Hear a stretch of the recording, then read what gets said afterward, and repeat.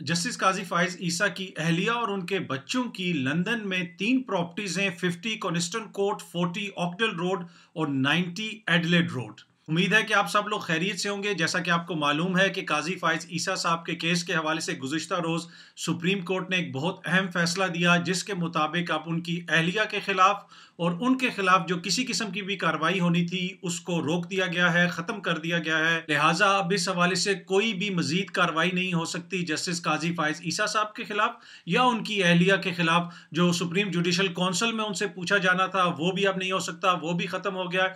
और उनकी अहलिया से जो टैक्स मामलात के हवाले से FBI तहकीकात कर रहा था वो मामला भी अब ख़त्म हो गया। इस कार्रवाई को मजीद आगे नहीं बढ़ाया जा सकता। इस केस की क्या तफसीलात हैं वो आप लोगों को मालूम है। इस दौरान FBI ने भी अपनी तहकीकात की थी, अपनी एक रिपोर्ट बनाई थी FBI कमिश्नर ने। उस रिपोर्ट को जस्टिस काजी फाइज ईसा साहब की अहलिया ने जब सुप्रीम कोर्ट के अंदर दरखास्त दायर की तो उसको वो उन्होंने साथ लगाया था, उस रिपोर्ट को अपनी दरखास्त के साथ। ये रिपोर्ट अदालती रिकॉर्ड का हिस्सा है। अब उस रिपोर्ट के अंदर क्या तफसीलात हैं, क्या डिटेल्स हैं, क्या कुछ बताया गया, उसमें से चंद अहम नुकात मैं आपके साथ शेयर करना चाहता हूँ। उस रिपोर्ट के मुताबिक जस्टिस काजी फाइज ईसा साहब की अहलिया लंदन में खरीदी गई तीनों जायदादों की मनी ट्रेल देने में नाकाम रही हैं।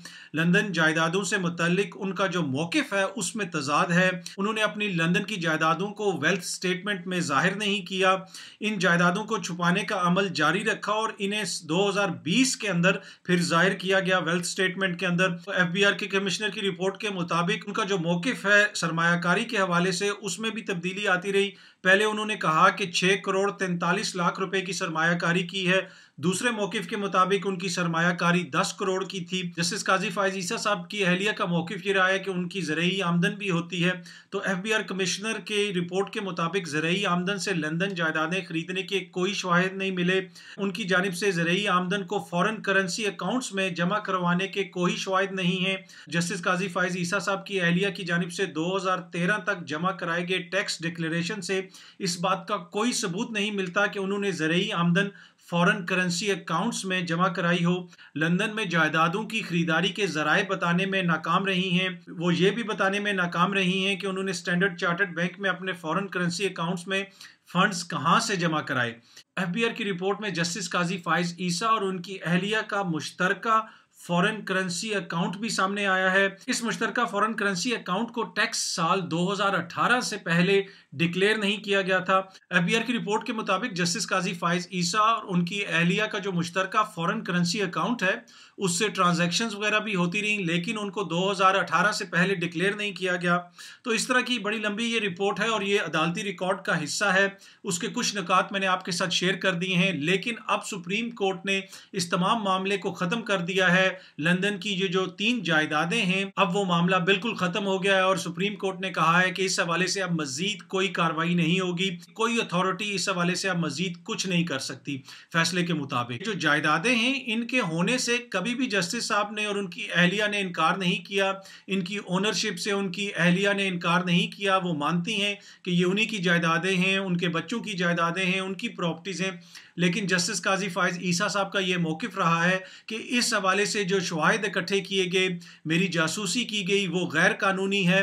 और इसमें तो उन्होंने अदालत के अंदर इस हद तक भी कहा कि इस्लाम जासूसी की इजाज़त नहीं देता और मेरी जो जासूसी की गई एक गैर इस्लामी अमल था, एक गैर शरई अमल था। इस हवाले से उन्होंने अदालत के अंदर बात भी की। ये तो इस मुकदमे के हवाले से कुछ हकाइक थे। दूसरी जानिब अब लोग ये तनकीद भी कर रहे हैं कि अगर एक जज के ऊपर इल्ज़ाम लगता है और सुप्रीम जुडिशल काउंसिल उस हवाले से तहकीकात भी नहीं कर सकती, उससे पूछ भी नहीं सकती, तो फिर जजों के एहतसाब का क्या तरीक़ाकार रह गया है। इसलिए कि माजी में हमने देखा कि जब इफ्तिखार चौधरी साहब के ऊपर इल्ज़ाम लगा उन्हें भी कहा गया कि आप सुप्रीम जुडिशल काउंसिल जो जजों का अपना इदारा है, सुप्रीम कोर्ट का इदारा है, उनके अपने कोलीग्स उसमें होते हैं, आप उनके सामने वजाहत पेश कर दें कि ये क्या मामला है सारा। उन्होंने भी वजाहत पेश करने से इनकार किया। सुप्रीम कोर्ट के अंदर अपना मुकदमा लड़ा और वो मुकदमा जीत गए और किसी किस्म का जवाब नहीं दिया। और यही मामला अब हमने देखा है जस्टिस काजी फाइज ईसा साहब के हवाले से भी। उन्होंने भी वही किया, अपना मुकदमा लड़ा सुप्रीम कोर्ट में और अब सुप्रीम कोर्ट ने कहा है कि सुप्रीम जुडिशल काउंसिल और कोई भी अथॉरिटी उनके खिलाफ और उनकी अहलिया के खिलाफ मजीद कार्रवाई नहीं कर सकती। यहाँ पे अब एक सवाल ये पैदा होता है कि अगर किसी जज के खिलाफ कोई इल्ज़ाम लगेगा, अगर उसके ऊपर करप्शन के इल्ज़ामात लगेंगे, उसकी या उसके ख़ानदान की बैरून अंदरूने मुल्क कोई जायदाद निकल आएगी जो डिक्लेयर नहीं हुई हुई, या फिर कोई और मसला होगा, किसी किस्म का भी उसके ऊपर इल्ज़ाम लगे किसी भी जज के ऊपर, तो उसके खिलाफ किस तरह कार्रवाई की जाएगी।